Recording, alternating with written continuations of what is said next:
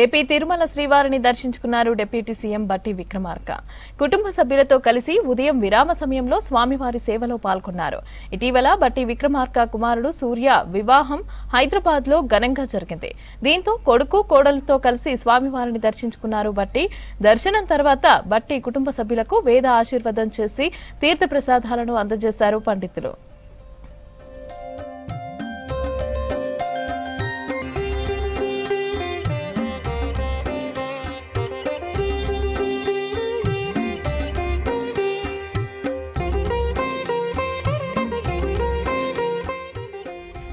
శ్రీవారిని దర్శించుకోవడం సంతోషంగా ఉందన్నారు బట్టి.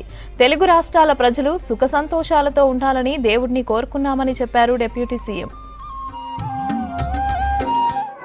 పరమ పవిత్రమైనటువంటి శ్రీ తిరుమల తిరుపతి వెంకటేశ్వర స్వామి వారి దర్శనార్థమై నేను కుటుంబ సభ్యులతో ఇక్కడ రావటం జరిగింది.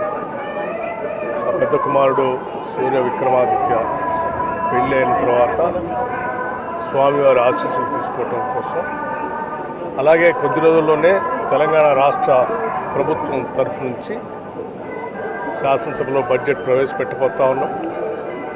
బడ్జెట్కి సంబంధించి కానీ తెలంగాణ రాష్ట్రానికి సంబంధించినంత వరకు